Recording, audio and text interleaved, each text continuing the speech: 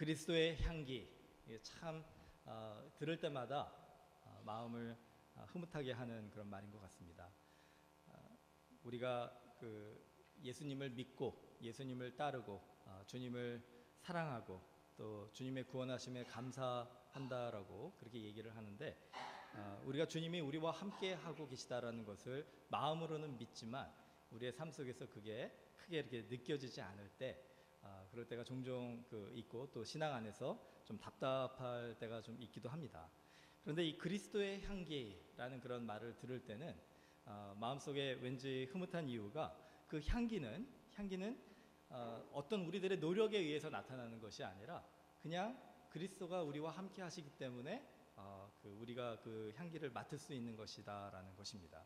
그러니까 우리가 할 일보다는 그리스도께서 우리를 하신 일에 대해서 다시 한번 깨닫게 해주는 그런 말씀이 아닌가 생각이 됩니다. 그리스도의 향기라고 생각을 할 때 우리가 이런 질문을 해볼 수가 있죠. 오늘 바울이 주는 도전은 무엇이냐면, 바로 이 그리스도의 향기가 우리 안에 있는가라는 질문이에요. 내 안에서 바로 이 그리스도의 향기가 나타나는가? 사람들이 나를 볼 때, 내 주변에 있는 사람들이 나와 함께 있을 때 나로부터 이 그리스도의 향기를 그들이 느낄 수가 있는가? 말씀을 준비하면서 이제 저 자신에게도 그런 질문을 좀 해봤어요. 근데 참 여러 가지로 부족하다, 부끄럽다라는 그런 생각들이 많이 들었습니다. 여러분은 어떠실지 모르겠어요. 그런데 이 그리스도의 향기를 우리가 정말 우리 삶 속에서 나타내고 있는가라는 질문을 하면 할수록 더더욱 우리가 작아지는 것을 보게 됩니다. 떳떳하게 내 안에 이 그리스도의 향기가 풍겨나고 있습니다라고 얘기할 수 있는 그 신앙인들이 과연 몇 명이나 있을까? 오늘 이 말씀을 읽으시면서 이 말씀이 여러분에게 혹시 도전이 되셨다면은, 나의 삶 속에서 그리스도의 향기가 나는 것이 아니라 그냥 나의 냄새가 가득한 그런 삶이다라고 그렇게 생각이 되신다면은, 오늘 주시는 이 말씀을 좀 우리가 귀 기울여 들었으면 좋겠어요. 오늘 세 가지로 이 그리스도의 향기에 대해서 우리가 배울 텐데, 이 그리스도의 향기라는 것이 무엇인가를 우리가 알게 되잖아요. 그러면은 그 내 삶 속에서 나타나는 그리스도의 향기가 어떻게 하면은 모든 사람들에게 유익이 되고 또 모든 사람들의 삶에 큰 기쁨을 줄 수 있는지를 또 깨닫게 되리라 믿습니다. 자, 이 세 가지를 볼 때 먼저 첫 번째로 이 향기라는 것이 무엇인가를 좀 생각해 봤으면 좋겠어요. 이 그리스도의 향기는 눈에 보이지 않는 향기라는 것입니다. 저를 좀 따라해 주세요. 그리스도의 향기는 눈에 보이지 않는 향기입니다. 고린도후서 2장 14절 그 말씀에 보면, 항상 우리를 그리스도 안에서 이기게 하시고 우리로 말미암아 각처에서 그리스도를 아는 냄새를 나타내시는 하나님께 감사하노라. 자, 이 얘기는 뭐냐면, 그리스도의 향기는 우리가 내는 것이 아니라 하나님께서 우리에게 나타나게 해주신다는 거예요. 이게 굉장히 중요한 포인트입니다. 그리스도의 향기를 내가 내 삶 속에서 풍겨내야지 하고 열심히 노력한다 그래서 그리스도의 향기가 나에게서 나오는 것이 아니라는 거예요. 우리는요, 그리스도의 향기가 나오는 하나의 그릇과 같은 존재다라는 것입니다. 여러분, 향수 아시죠? 향수. 향수 그릇이 요즘에는 아주 고급스럽게 나오더라고요. 가끔 백화점 가서 이제 뭐 메이스 같은 데 이렇게 지나가다 보면은 향수 섹션을 가보면은 그 그릇만 봐도 막 사고 싶은, 그 통만 봐도 사고 싶은 그런 향수들이 많이 있어요. 그런데 그 향수의 멋지고 고급스러운 그 통이 향기를 나타내 주는 것인가? 그렇지 않다라는 거죠. 유리 그릇을 제가 가지고 와서, 여러분 이것을 가지고 여기에서 향기가 납니까? 라고 물어본다면 아마 여러분이 다 아니라고 대답을 할 겁니다. 왜냐하면 그릇은 그냥 그릇에 존재하는 거예요. 그릇의 존재에 불과한 것이죠. 향수통, 향수 그릇이 향기를 내게 하는 것은 그릇에 있는 것이 아니라 그 안에 담겨져 있는 향수에 있다라는 것이죠. 그 향수가 어떤 거냐에 따라서 나타나는 향기가 결정이 된다는 거예요. 여러분, 우리가 하나님께서 이렇게 향수통같이, 향수 그릇같이 만드셨다면은 이제 성경에서는 그걸 옥합이라고 이렇게 그 예를 들어서 표현을 하잖아요. 우리가 그 옥합이라고 한다면은 그 옥합 안에 담겨져 있는 그 향수가 바로 예수 그리스도다라고 하는 겁니다. 그 예수 그리스도가 그 우리로 하여금 향기를 내는 것이지 우리가 그 향기를 내는 것이 아니다라는 것을 먼저 우리가 깨달아야 된다는 거예요. 자, 그렇다면은 우리는 무엇이냐? 우리는 껍데기다라는 거예요. 우리가 껍데기면은 알맹이는 무엇입니까? 바로 예수 그리스도시라는 거죠. 저를 좀 한 번 더 따라해 주세요. 나는 껍데기입니다. 꼭 기억해 주세요. 나는 껍데기예요. 근데 신앙생활을 하다가 보면은요, 또 우리 일반 그 세상 속에서 삶을 살다가 보면은요, 우리는 이 껍데기에 너무나 많은 관심을 기울인다는 거예요. 그냥 껍데기에 불과한데, 그 향수를 담은 그냥 통에 불과한데, 그 향수가 없으면 그냥 버려질 아무것도 아닌 그런 껍데기인데, 이 껍데기에 우리의 온 관심을 집중해서 이 껍데기가 정말 멋지고 아름답고 사람들에게 칭찬받고 사람들이 탐내할 만한 그런 껍데기가 되는 것이 우리에게 목적이 돼버릴 때가 가끔 있다는 것이죠. 얼마나 부질없고 헛된 일입니까? 여러분 집에 쓰레기통 있으시죠? 오늘 집에 가셔가지고 여러분 집에 있는 쓰레기통을 한번 보시기 바랍니다. 그 쓰레기통이 보통은 이제 플라스틱으로 만들어져, 어떤 분은 스테인리스로 만들어진 쓰레기통도 있잖아요. 그런데 그 쓰레기통이요, 만약에 금으로 만들었다고 한번 생각을 해보세요. 은으로 만들었다고 생각을 해보세요. 그렇게 값비싼 금과 은으로 쓰레기통을 만들어가지고 여러분이 부엌에다가 탁 놨어요. 그러면 사람들이 그것을 보고서 뭐라 그럴까요? 여전히 쓰레기통이라고 그러겠죠. 내가 그것을 금으로 만들었든 은으로 만들었든 뭐 다른 값진 보화로 만들었든 쓰레기통은 쓰레기통이에요. 왜 그게 쓰레기통이라고 불려집니까? 그 안에 쓰레기가 담겨져 있기 때문에 그렇죠. 여러분 우리가 이거를 좀 깊이 있게 한번 묵상해 봐야 됩니다. 내 삶에 무엇이 담겨져 있느냐가 나를 정의 내린다고 한다면 혹시 그 우리 부엌에 있는 쓰레기통처럼 내가 아무리 나 자신을 그렇게 이 껍데기에 신경 쓰고 가꾼다고 해도 내 안에 이 그리스도가 담겨져 있는 것이 아니라 세상의 쓰레기와 같은 생각과 그런 욕심과 그런 시기와 질투만이 담겨져 있다면 사람들은 나를 보고 쓰레기통이라고 얘기할지도 모른다는 거죠. 예수님이 우리에게 이 고린도 후서를 통해서 주시는 격려는 뭐냐면요, 우리가 너무 고민할 필요가 없다는 거예요. 우리는 그냥 껍데기고 예수님이 알맹이라고 한다면 그 그리스도가 우리의 삶에 이 내용물로 꽉 차 계시다면은 그 주님이 우리를 아름다운 옥합으로 만들어 주신다는 거죠. 더 이상 우리는 쓰레기통 같은 삶을 사는 게 아니라 그 값비싼 향수와 같은 그 예수님이 담겨진 아름다운 그리스도의 향기가 풍겨나는 옥합이 될 수 있다는 거예요. 갈라디아서 2장 30절을 보면요, 바울이 이렇게 얘기를 하죠. 내가 그리스도와 함께 십자가에 못 박혔나니 그런즉 이제는 내가 사는 것이 아니요 오직 내 안에 그리스도께서 사시는 것이라. 이제 내가 육체 가운데 사는 것은 나를 사랑하사 나를 위하여 자기 자신을 버리신 하나님의 아들을 믿는 믿음 안에서 사는 것이다. 바울이 여기서 얘기하는 것이 무엇입니까? 전에도 잠깐 나눴지만 그리스도와 함께 십자가에 못 박였다는 얘기는 내가 그리스도와 함께 죽었다라는 얘기예요. 나는 죽어야 된다는 것이죠. 내 안에 정말로 이 그 쓰레기통에서 나는 그런 냄새와 같은 그런 더럽고 추악하고 정말 하나님 보시기에 부끄러운 그런 냄새들이 내 안에 가득하다고 한다면요, 그리스도가 내 안에 오셔서 그리스도의 향기를 내 삶을 통해서 나타나게 해주시기 위해서 필요한 것이 무엇이냐? 그 나로부터 나는 냄새들이 없어져야 된다는 거예요. 그래야지 내 안에 그리스도의 냄새들만 가득할 거 아니에요.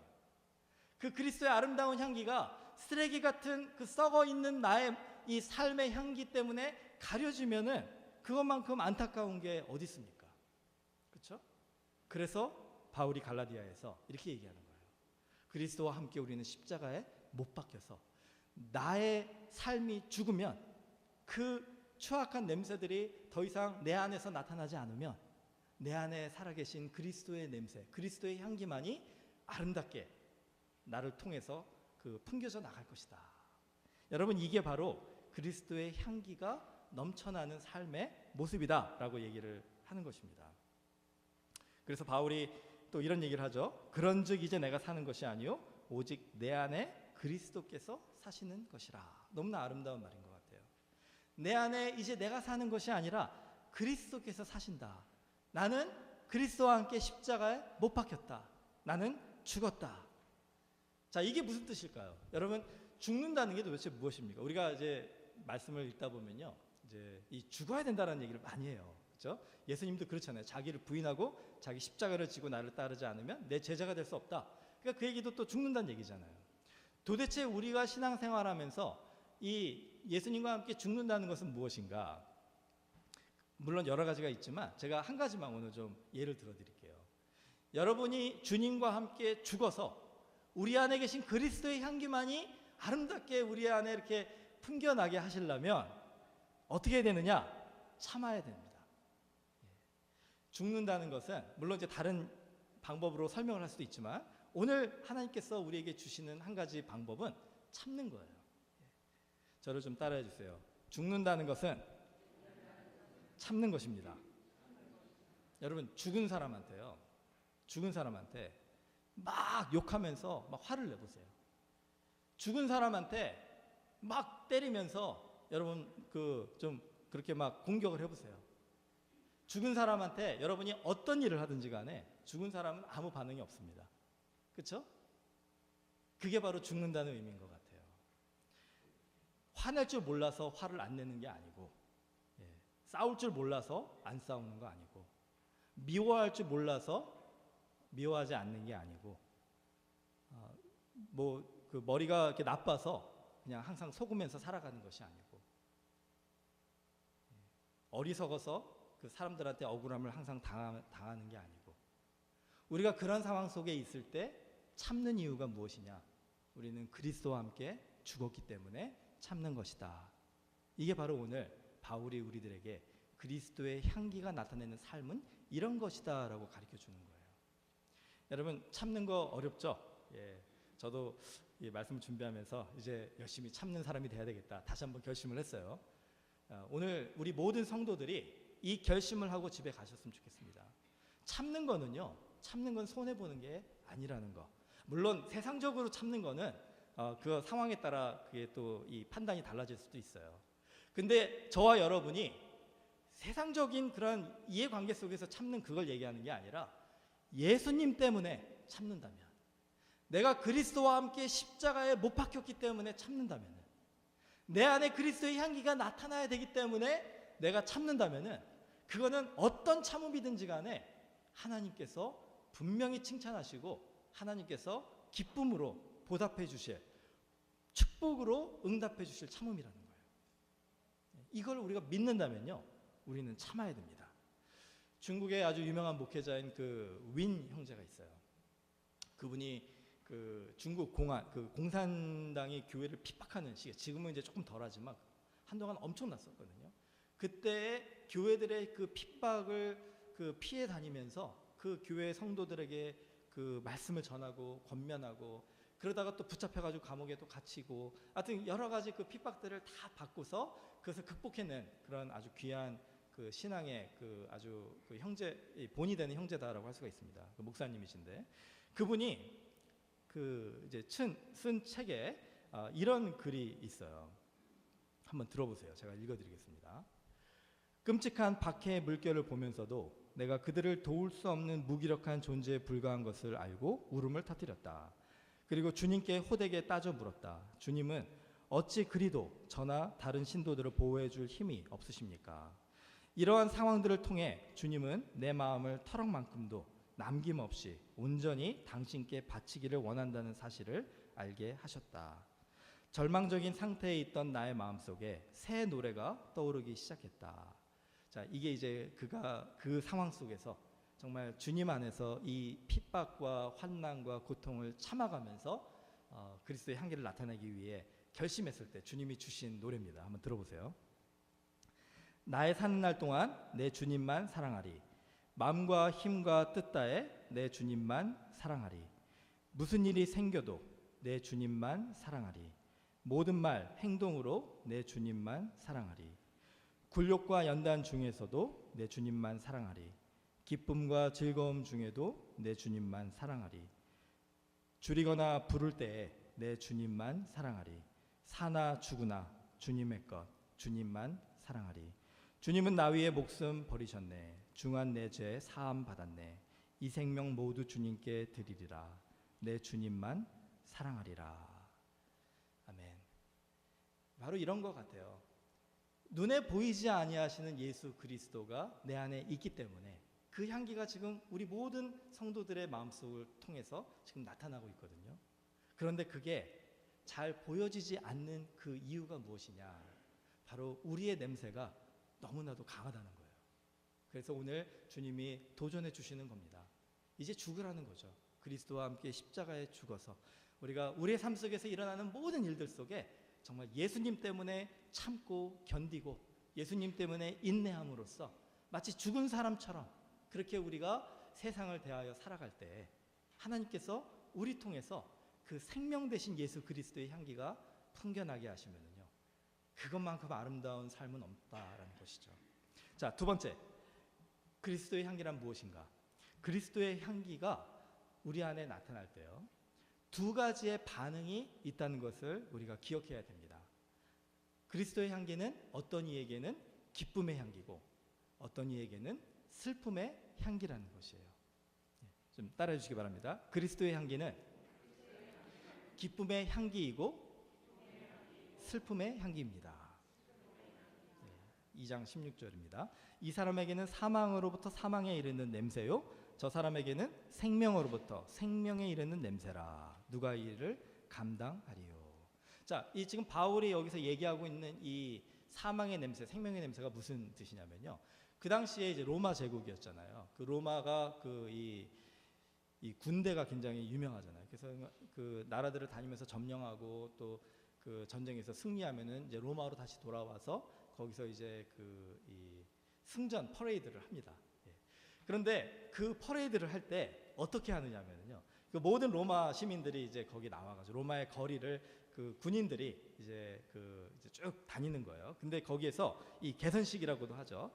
근데 어떤 순서로 나오냐면 먼저 맨 앞에 그 로마의 그 관료들, 정부 인사들이나 또 그 원로 위원들이 먼저 이렇게 그 퍼레이드를 앞서서 나가요. 그런 다음에 이제 나팔을 부는 사람들이 그 퍼레이드 뒤를 따라서 아주 그 밝은 노래들로 승전가를 이렇게 울립니다. 그런 다음에 그 적군들에게 뺏은 이 전리품들을 마차에 싣고 막 금은 보화들을 싣고 이제 나옵니다. 그런 후에 그 전쟁에서 포로로 잡은 그 적군 병사들 있잖아요. 뭐 어떤 때는 그 상대방 나라의 왕을 아니면 그 귀족들을 데려오기도 하고 또 그 장군들과 그 병사들을 그 사슬에 묶어가지고 줄로 묶어가지고 그 행진을 시키는 거예요. 그런 다음에 그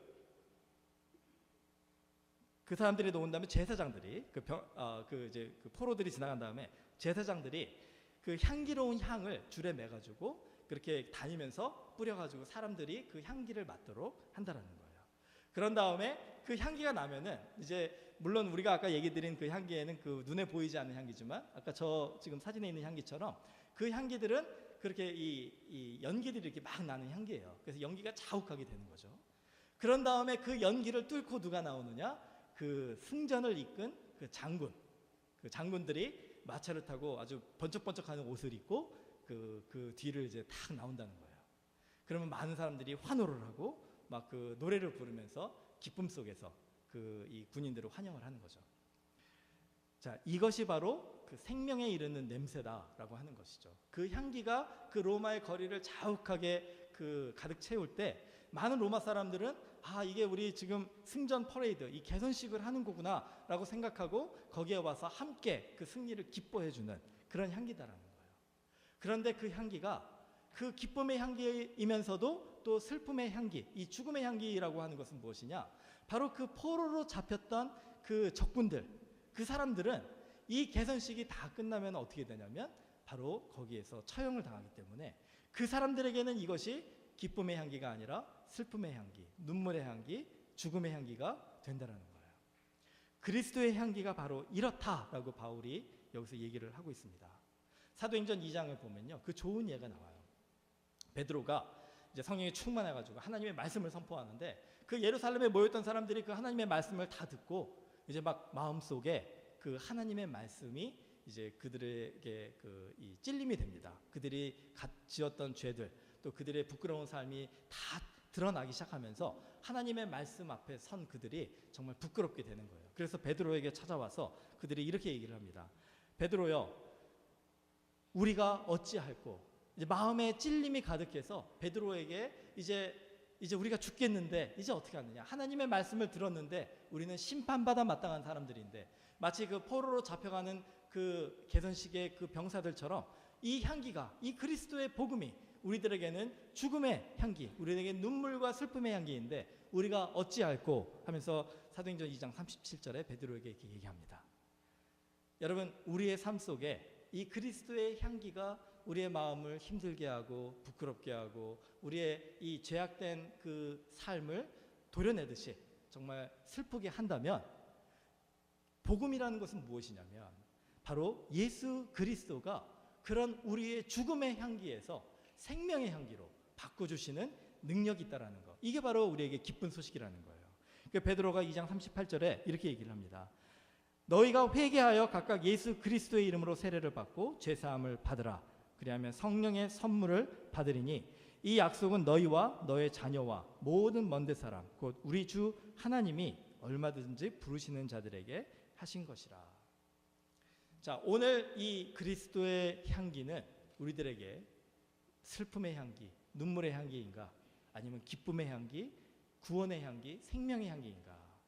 여러분, 이것을 우리가 같이 묵상해 볼 필요가 있어요. 또 우리가 세상에 나가서 살아갈 때 여러분이 있는 그 삶 속에서 여러분의 그리스도의 향기를 맡고 여러분 주변에 있는 사람들도 이 두 가지의 반응을 보일 거라는 거예요.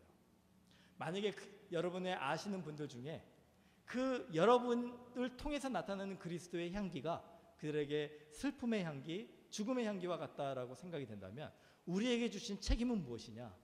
바로 이 그리스도의 기쁜 소식을 전해줘야 된다는 거예요. 그들이 이 죽음의 향기에서 끝나는 것이 아니라 그 죽음의 향기로부터 생명의 향기로 그 삶이 변해질 수 있도록 우리가 도와주는 영적인 책임이 우리에게 있다는 것입니다. 이게 바로 그리스도의 향기의 두 번째 모습이다라고 할 수 있어요. 자, 세 번째, 그리스도의 향기란 무엇인가? 그리스도의 향기는 제 자리에 있을 때 나타나는 향기라는 거예요. 저를 좀 따라해 주세요. 그리스도의 향기는 제 자리에서 나는 향기입니다. 그리스도의 향기는요, 만약에 우리 안에 그리스도의 향기가 있다라고 한다면요, 그리스도를 통해 나타나는 향기가 있다면 그것은 내가 있는 이 자리에서 나타나는 향기라는 거예요. 오늘 예배를 우리가 드리고 있는데 여러분 지금 향기가 납니까? 좀 아주 지금 냄새가 납니까? 예, 아주 아름다운 냄새가 지금 안 나잖아요. 그냥 무향기라고 우리가 지금 생각할 수 있잖아요.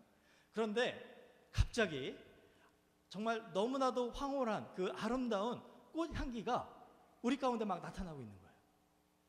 우리가 그 냄새를 지금 맡을 수가 있습니다. 자, 그러면 여러분 갑자기 어떤 반응을 보이실까요? 제가 생각할 땐 여기 계신 분들이 다 고개를 두리번 하면서 이 꽃향기가, 이 아름다운 향기가 도대체 어디서 나는 것일까 한번 찾아보실 겁니다. 왜 우리가 그거를 찾아볼까요? 향기는 눈에 보이지 않지만 그 향기가 나타날 때 우리는 그 향기가 나타나는 꽃이 우리 가운데 있다라는 것을 확신하기 때문에 그래요. 꽃이 있지 않다면 이런 향기는 나타날 수 없다, 이런 향기를 맡을 수 없다고 생각하기 때문에 그 꽃이 어디 있는가를 우리가 찾아본다라는 것이죠. 여러분, 이것이 어떻게 보면 굉장히 우리의 삶 속에 적용해 볼 때 큰 도전이 되는 것 같습니다. 많은 경우에 우리가 이 그리스도의 향기, 우리 안에 계시는 그 그리스도가 아름답게 향기를 나타내야 된다라고 얘기를 할 때 환경을 많이 생각하게 된다라는 거예요. 그리스도의 향기가 나타나야 되는 그 환경, 그것은 무엇인가? 이거를 많이 생각을 한다라는 것이죠. 그런데 성경은 우리에게 확실하게 얘기하는 것이 그 그리스도의 향기가 나타나는 곳은 어디이냐? 바로 내가 있는 이곳이다라는 거예요. 내가 살아가고 있는 이곳이다라는 거죠. 아까 제가 향수 그 통을 얘기했지만 우리는 무엇이냐? 움직이는 향수 통이라는 거예요. 내가 어떤 곳에 가야지 그리스도의 향기가 내 안에 나타나는 것이 아니라는 거죠. 내가 어떤 환경에 있어야지 그리스도의 향기가 내 안에 나타나는 것이 아니라 내가 그곳에 감으로써 그곳에 그리스도의 향기가 나타나는 것이고, 내가 그 환경에 있음으로써 그리스도의 향기가 나타난다는 거예요. 굉장히 중요한 그 구분이다라고 생각을 합니다. 초대교회 성도들이 이 바울의 고백을 들었을 때요, 그들이 예수님을 믿습니다라고 고백을 할 때 그 예수님을 믿습니다라는 고백은 지금 우리들이 얘기하는 나는 예수님 믿습니다라는 고백과는 조금 차원이 다른 고백입니다.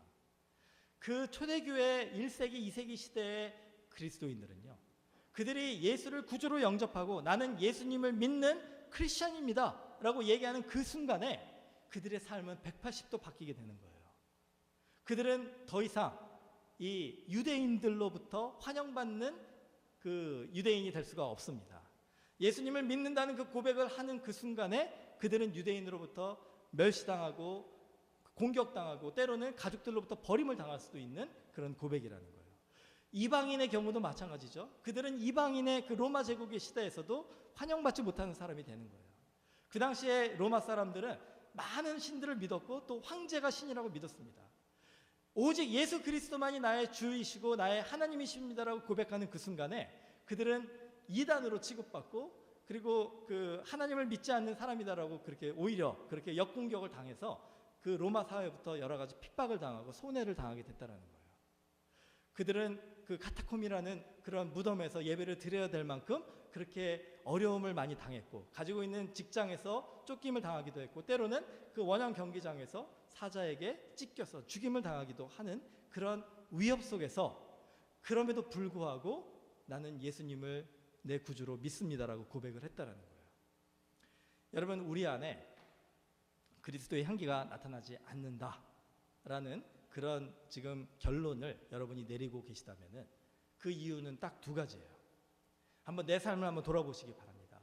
내 삶 속에 내 주변에 있는 사람들이, 내 직장에 있는 동료들이, 내 학교에 있는 학교 클래스메이트들이, 내 친척들이, 내 이웃들이 나로부터 그리스도의 향기를 맡지 못한다고 한다면요, 그 이유는 딱 두 가지예요.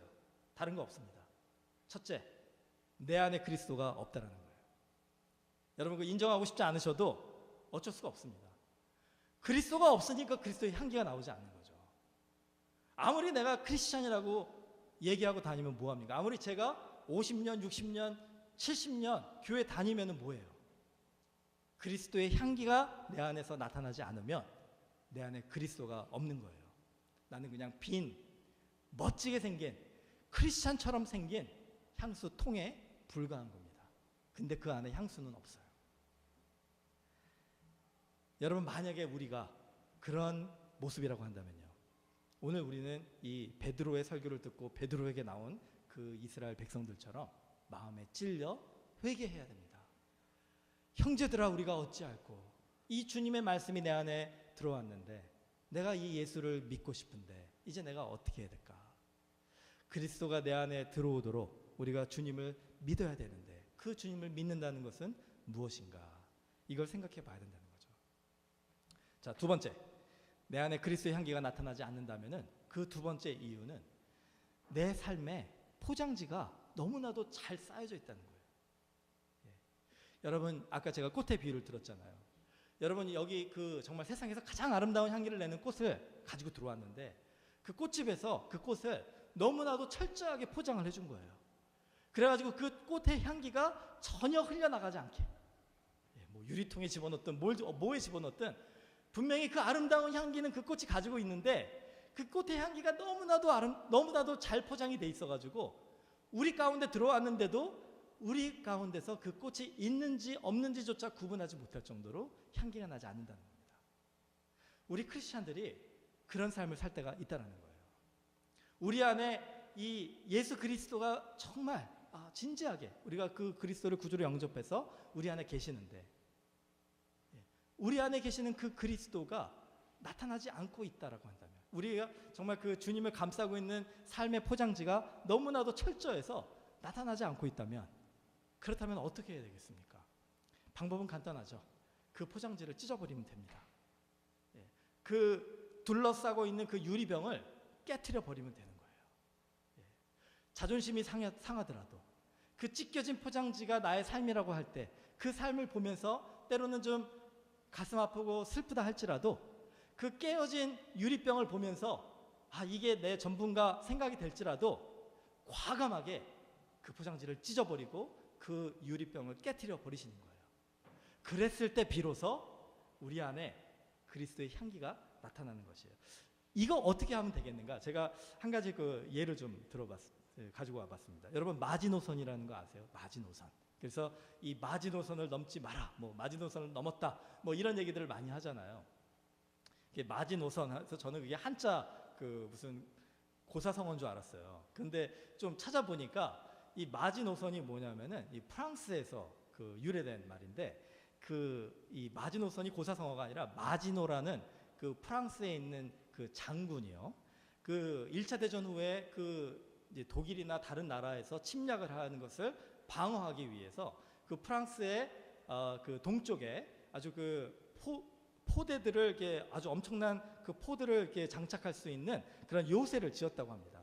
그래서 이 북에서 남까지 그렇게 선을 쫙 그어가지고 그 포를 그 요새들 곳곳에 배치를 했다 그래요.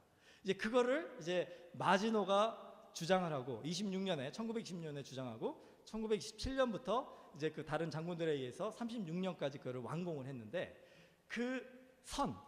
포들이 장착되어 있는 요새가 있는 그 프랑스의 동쪽의 그 선을 마지노가 제안해서 만들어진 선이다, 그래서 마지노선이라고 그런다는 거예요. 여러분, 우리 영적으로 우리가 예수님에게 이 마지노선을 긋고 살아가는 경우가 많이 있습니다. 예수님이 우리 삶에 들어오시고 우리가 주님과 함께 동행함에도 불구하고 우리의 삶의 곳곳에 이 마지노선을 딱 그어놓은 거예요. 그래서 여기를 넘어가면 안 됩니다.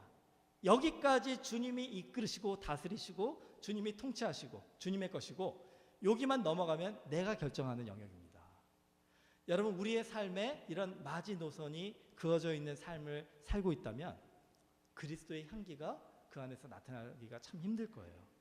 하나님이 오늘 원하시는 거는 우리가 그 마지노선을 부서뜨리고 그 주님을 그 선을 넘어서 우리의 삶에 모시고 주님이 온전하게 우리의 모든 것을 다스리시고 나를 부인하고 주님 안에서 주님이 이끌어 가시는 대로 살겠습니다 결심하는 것, 이게 바로 예수님을 구주로 영접한다라는 거 아니에요?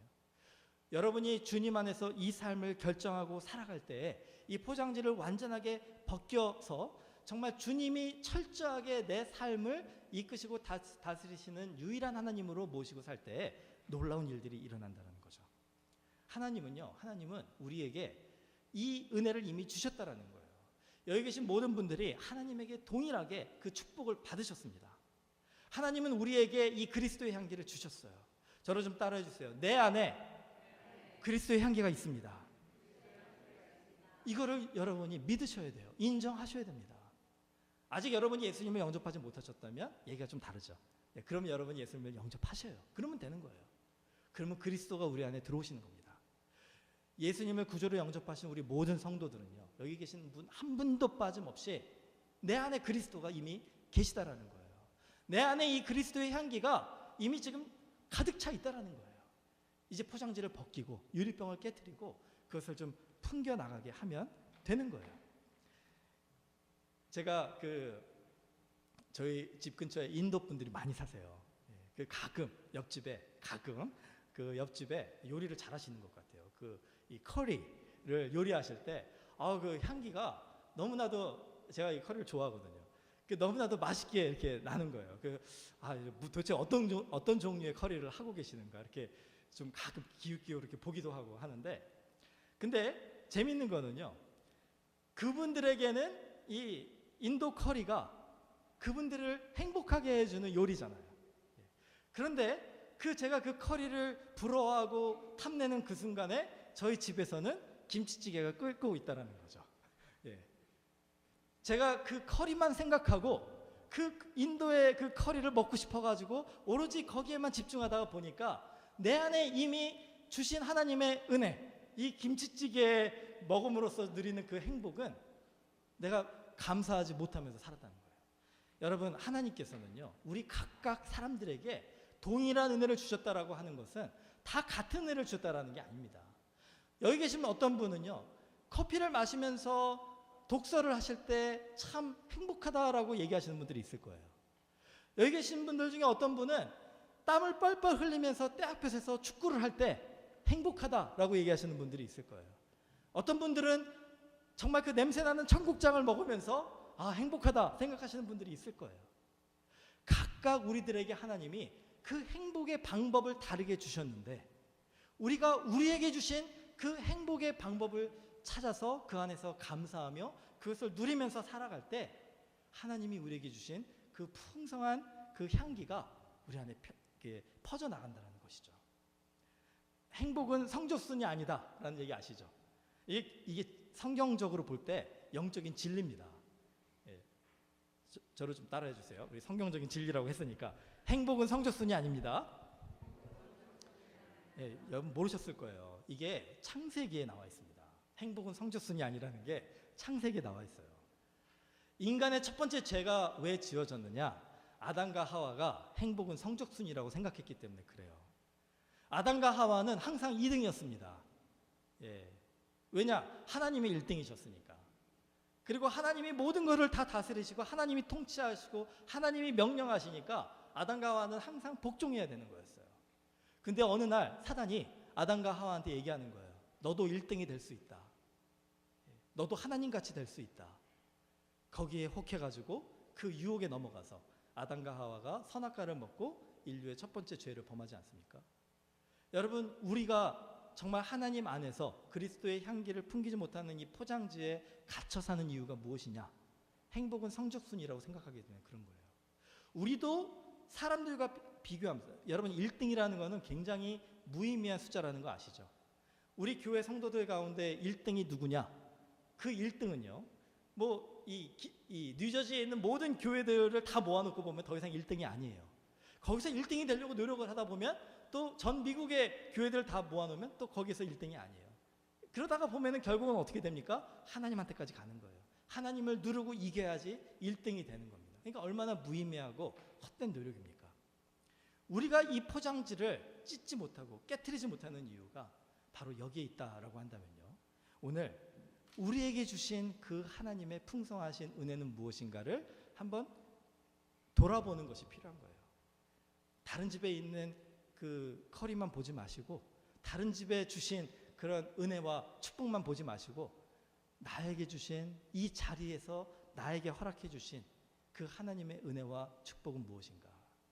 바로 내가 있는 이 자리에 하나님께서 그 은혜를 주셨다면 그 은혜를 내가 붙잡고 주님을 위하여 나의 마지노선을 다 무너뜨리고 살아간다면 그 안에서 진정한 그리스도의 향기가 나타난다는 것입니다.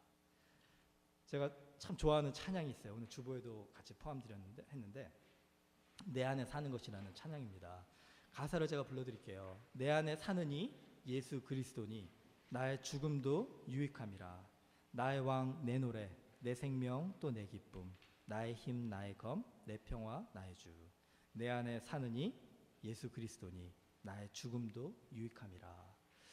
이게 바로 그리스도의 향기를 풍기며 살아가는 그런 우리들의 모습이 되어야 되지 않나 생각합니다. 오늘 같이 우리 좀 찬양하면서 우리 믿음의 고백, 신앙의 고백을 했으면 좋겠어요. 오늘 예수 그리스도 때문에 오늘 이 고백을 할 수 있도록 저희를 축복하심을 감사합니다. 이제 십자가의 그 능력으로 아버지 하나님 우리의 죄를 용서하시고 이제 그리스도의 향기를 담은 아름다운 그릇으로 우리를 만들어 주신 주님, 이제 우리가 어디에 있든지 무엇을 하든지 그 그리스도를 생각하게 하시고 예수님 때문에 참게 하시고 예수님 때문에 인내하게 하시고 예수님 때문에 아버지 하나님 우리의 모든 자존심을 내려놓고 주님을 왕으로 모시고 주님을 우리의 능력 삼아서 하루하루 살아갈 수 있도록 축복하여 주시옵소서. 예수님의 이름으로 기도합니다.